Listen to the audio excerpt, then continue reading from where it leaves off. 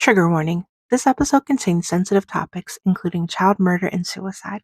Listener discretion is advised.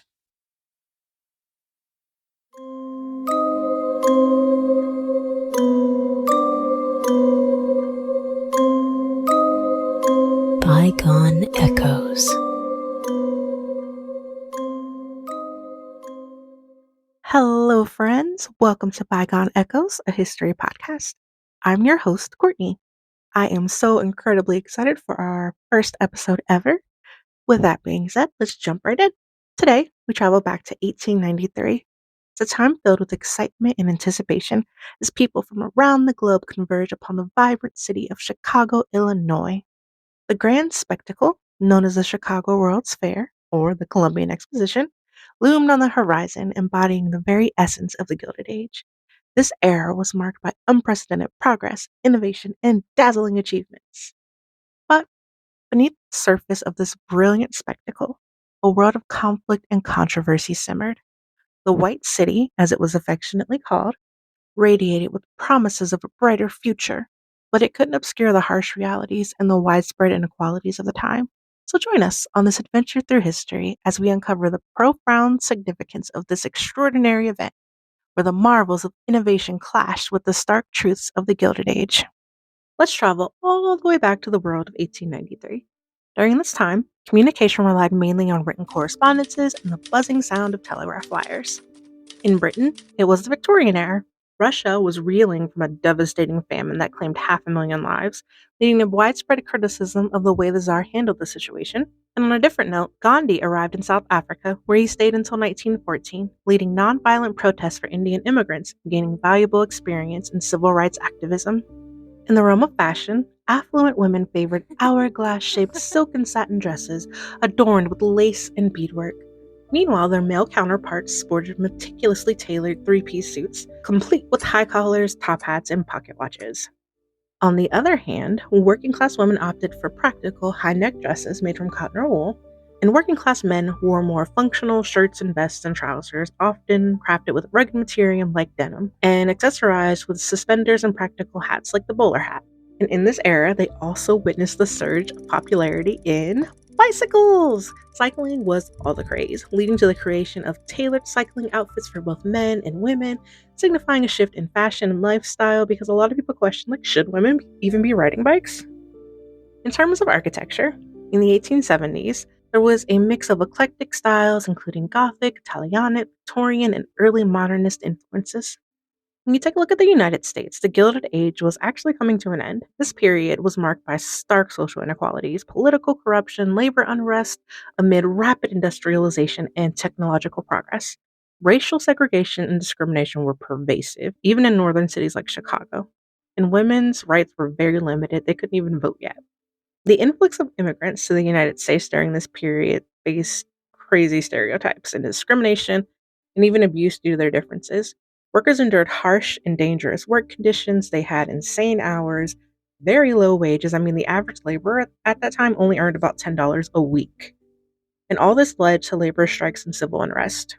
The opulence of the Gilded Age was enjoyed by a privileged minority who lived in grand mansions and frequented exclusive social clubs, indulging in fine dining and hosting extravagant parties. This elite class wielded significant influence in both politics and business, which further cemented their privileged status in society. In Chicago, about 2 decades before the Columbian Exposition, the city actually burned to the ground in what was known as the Great Chicago Fire. This tragedy resulted in the loss of hundreds of lives and millions of dollars in damages, and it left about 1/3 of the population of Chicago homeless. However, what followed was absolutely remarkable. With rapid and impressive reconstruction, Chicago emerged from the ashes like a phoenix, which I've been waiting to say this entire time. But yes, they rose from the ashes like a phoenix. By the time 1893 arrived, the population surged from just 300,000 in 1871 to over 1 million. By the 1890s, Chicago had become a symbol of industrialization and urban expansion. The city attracted this diverse immigrant population who were all in search of economic opportunities. And this landscape of Chicago was dominated by railroads and steel mills, and most notably, slaughterhouses. The Union Stockyard, which was only located 4 miles south of downtown Chicago, served as the city's meatpacking district, and In 1890 alone, they processed approximately 9 million animals. And this significant activity earned Chicago the nickname the Hog Butcher of the World. There is actually a poem written by Carl Sandburg, who is a Pulitzer Prize winner, about the city of Chicago around this time. Ta-da-da-da. However, the rapid industrial growth had dire consequences. Pollution from factories and poor sanitation practices contaminated the water supply, leading to widespread illnesses like typhoid fever and cholera. Poor living conditions in these crowded tenements also made it worse, highlighting the urgent need for improved sanitation and public health care in the rapidly growing city. The selection of Chicago as the host city was a battleground of rivalries, and the US Congress had the final say in who would host. Cities like New York, St. Louis, and Washington, D.C. fiercely competed with Chicago for this honor. Despite how quickly the city recovered from the fire, Chicago wrestled with crime, corruption, poverty, and this starkly contrasted the grandeur envisioned for a World's Fair. People also did not think the hog town of Chicago could handle such a task or even raise enough funds to host the event. World's fairs are very expensive, and there's never really a guarantee of ROI. So ultimately, the decision was marked by intense lobbying, political maneuvering, and allegations of underhanded tactics. That's a story for another day. The choice of Chicago as the host city for the exposition was influenced by several key things. Chicago's central location in the United States and its status as a railroad hub made it easily accessible to visitors, ensuring a substantial revenue stream. Mayor of Chicago, Carter Harrison Sr., was also crucial in securing the exhibition. He and other influential Chicago leaders actively lobbied Congress and made arguments in favor of Chicago. You also had visionary leaders like Daniel Burnham and Frederick Law Olmsted, both who I totally adore, were pivotal in conceptualizing and designing the fair. They decided to center the fair's theme around Christopher Columbus and his arrival in the Americas, which was a narrative that deeply resonated with the people in power at the time. Daniel Burnham was a prominent American architect and urban planner who led the Chicago World's Fair design. Burnham supported the City Beautiful movement, and his influence led to urban planning reforms that we still see in U.S. cities today. Despite lacking any formal architectural education, Burnham played a vital role in the design and leadership of the Columbian Exposition. Frederick Law Olmsted was a renowned American landscape architect known for designing iconic public parks like Central Park in New York City. He emphasized natural beauty and accessibility. His work also had a lasting impact on urban planning and landscape architecture in the United States, and it was Olmsted's firm that was hired to work on the landscaping and overall aesthetic of the fairgrounds, which was truly a feat in itself. The economic powerhouse and recovery from the Great Chicago Fire demonstrated the city's suitability as a showcase for American progress, and the architects and planners dreamt of building a town for the fair that would symbolize hope and innovation, the White City. However, despite winning the bid, Chicago faced skepticism and immense challenges. I mean, there were even Chicagoans who didn't think they could do it.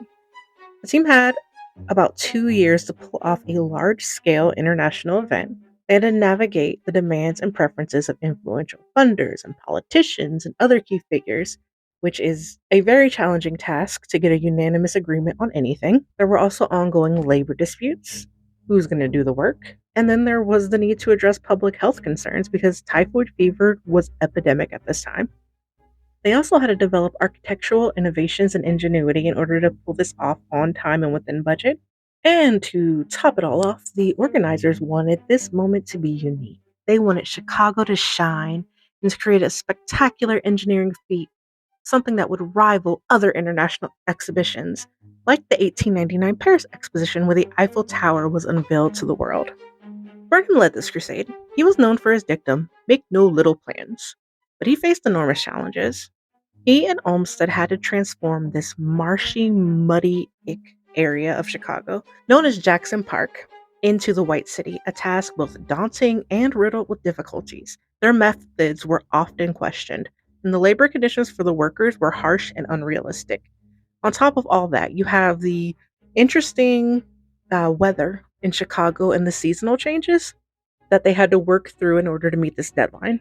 Despite the overwhelming challenges, they technically kicked off the fair on the scheduled date. It was scheduled to run 6 months. That's it, 6 months.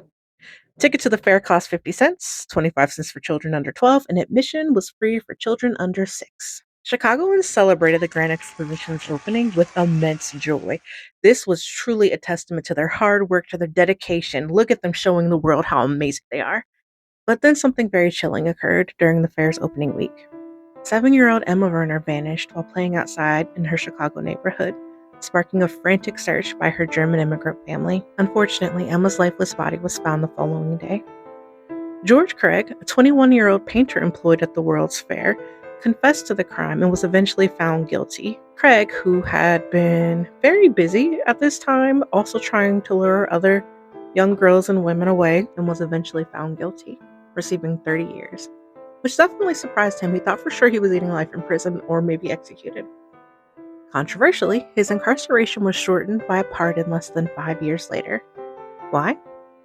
Well, he had contracted consumption, also known as tuberculosis, and was granted his freedom to die at home surrounded by his friends and family. The Panic of 1893 coincided with the fair's opening, driven by railroad failures, drought, gold shortages, and a decline in foreign investments. This, unfortunately, caused a huge economic depression with bank failures, declining industry, and high unemployment. How much unemployment? We don't actually know. Government agencies didn't reliably track this information back then, and there were also no aid or welfare programs, so if your bank failed, you lost everything. This led to stress, depression, sometimes even suicide. And not even the children were spared. There's a story I read about a school that recently started a savings program in conjunction with their local bank. Unfortunately, that bank failed, and the children lost all of their savings. Furthermore, the exposition was not immune to the societal prejudices of the time. The white city mirrored racial segregation and discrimination prevalent then. African Americans and other minorities found themselves largely excluded from the narrative of progress and innovation that the fair claimed to present. This sparked significant protests and debates, which further contributed to the exposition's controversial nature.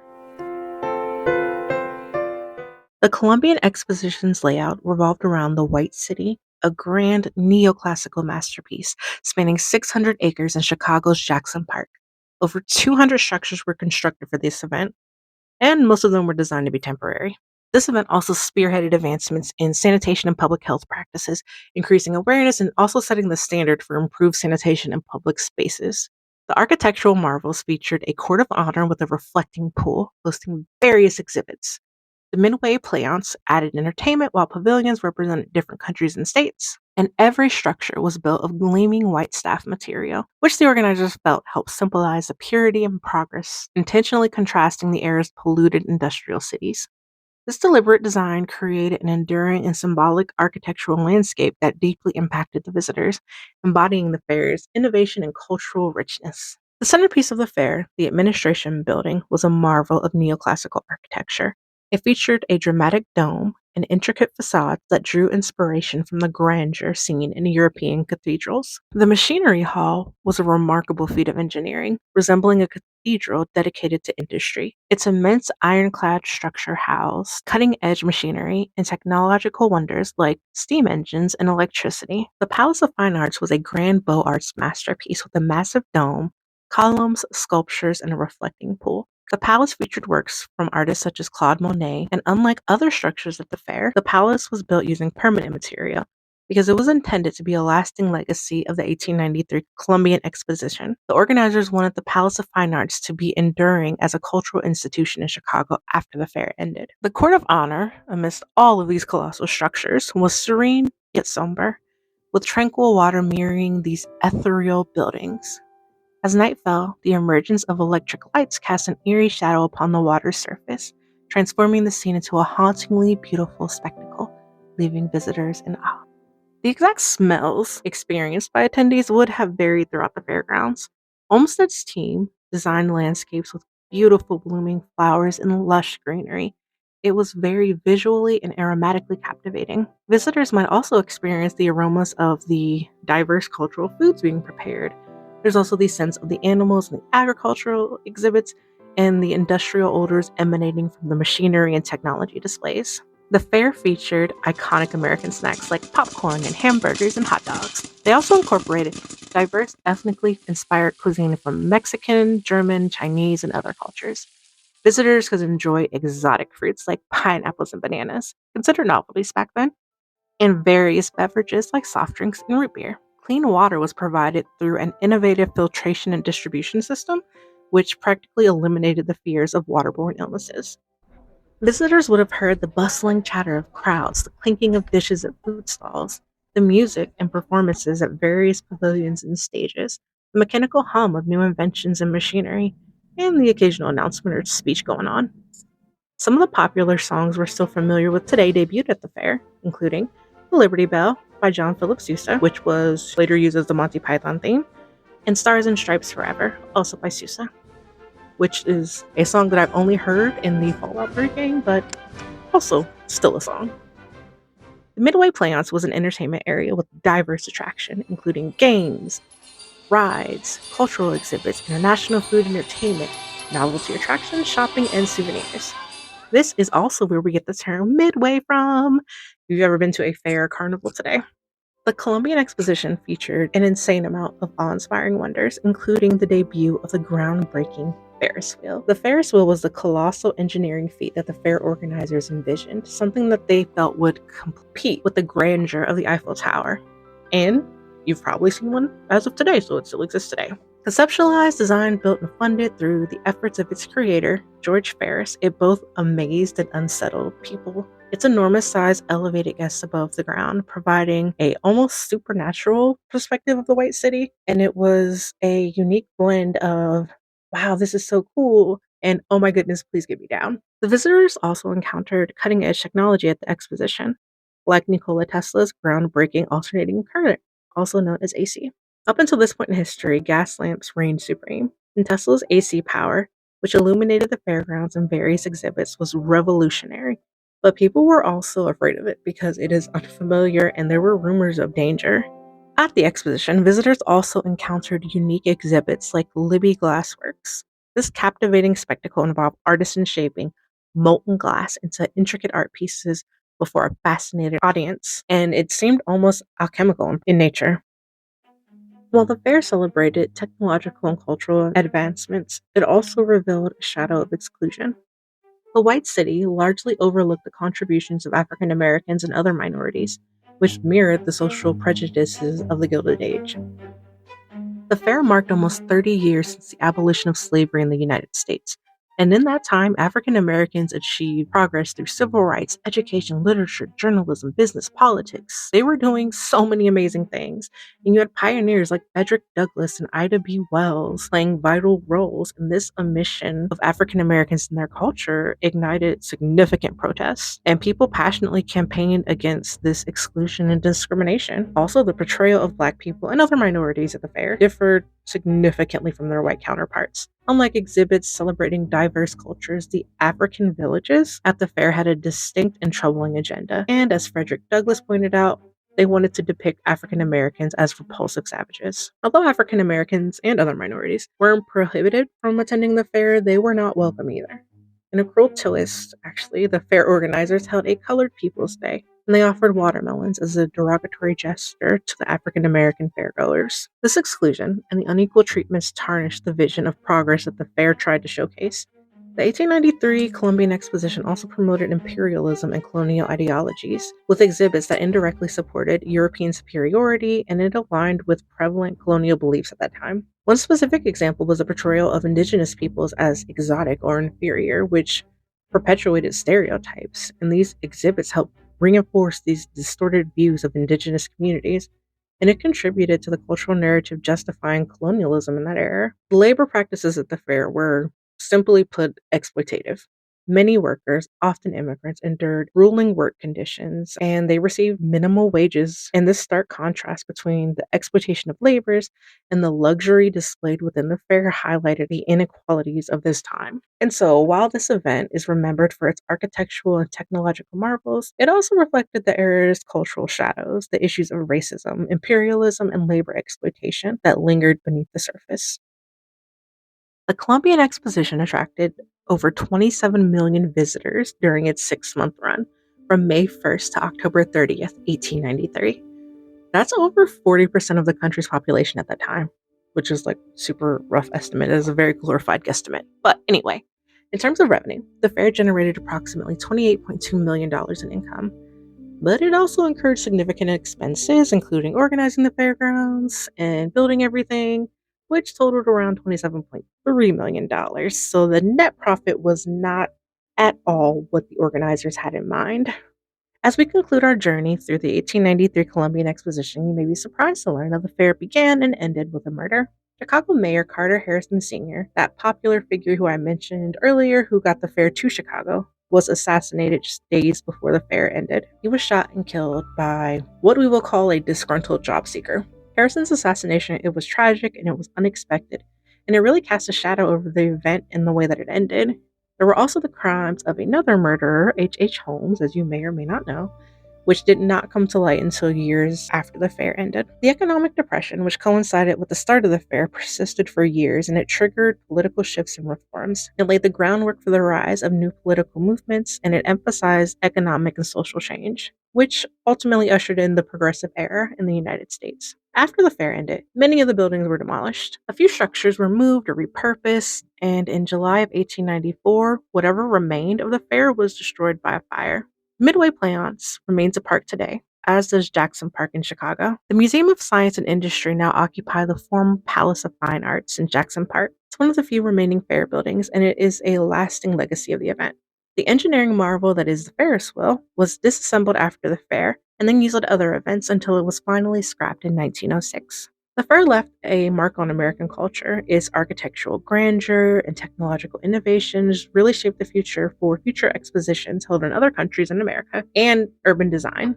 Famed Chicago architect Louis Sullivan was said to have complained that the exposition's grand neoclassical building design set American architecture back by 50 years. The innovative use of electricity set a standard for the world. The fairgrounds also introduced novelties like Cracker Jack popcorn and Wrigley's chewing gum, and also apparently the zipper, like for your clothing, and the dishwashing machine, which, go figure. Yet the fair's legacy is also haunted by the shadow it casts.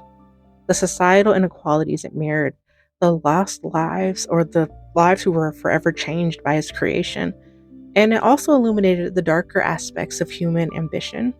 The White City, for all of its brilliance, also symbolized the complexities and contradictions of the Gilded Age. It's inspiring and it has a haunting legacy that continues to captivate and intrigue to this day.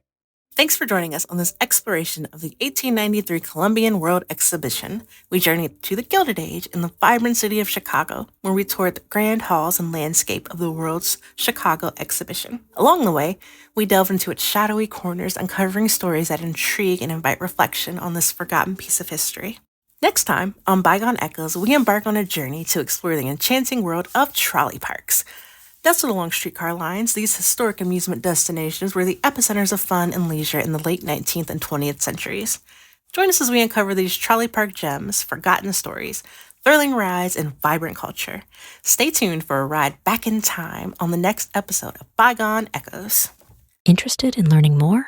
We recommend Devil in the White City by Eric Larson, Murder During the Chicago World's Fair, The Killing of Little Emma Werner by R. Barry Flowers, The World's Columbian Exposition by Christine Lang and Norm Balaton, the poem Chicago by Carl Sandburg, and visit our website at bygoneechoesblog.wordpress.com.